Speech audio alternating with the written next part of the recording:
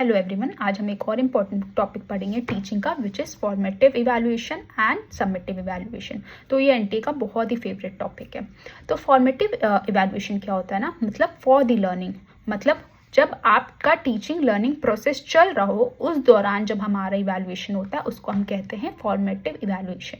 मतलब एग्जाम्पल से मैं आपको समझाती हूँ। आपकी टीचर जब आपको पढ़ा रही है और उसी वक्त वो आपका फीडबैक ले रही है या उसी वक्त आपसे वो कुछ क्वेश्चंस पूछ रही है या क्विजेस कंडक्ट कर रही है या टेस्ट ले रही है, उसको हम कहते हैं formative evaluation. Formative evaluation basically क्यों किया जाता है? आपका टीचिंग लर्निंग प्रोसेस को इम्प्रूव करने के लिए, क्योंकि ये साथ ही साथ जब आपको टीचर पढ़ाती है उसी कंडक्ट होता है, तो इसको हम कहते हैं formative evaluation. On the other hand आपका आता है सबमिटिव इवैल्यूएशन। सबमिटिव इवैल्यूएशन मतलब हो गया sum, that is at the and.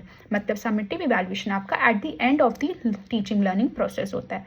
Suppose आपकी टीचर आपको पढ़ाई, आपका लेसन कंप्लीट हो गया, आपका सिलेबस कंप्लीट हो गया, उसके बाद जो आपका सेमेस्टर्स एग्जाम होता है या आपका फाइनल एग्जाम्स जो कंडक्ट होता है उसको हम कहते हैं सबमिटिव इवैल्यूएशन, जो आपके ओवरऑल नॉलेज को टेस्ट करता है। ये आपका होता है submissive evaluation. Submissive evaluation basically हम ग्रेड्स देते हैं या मार्क्स देते हैं, असाइन करते हैं किसी भी बच्चे को।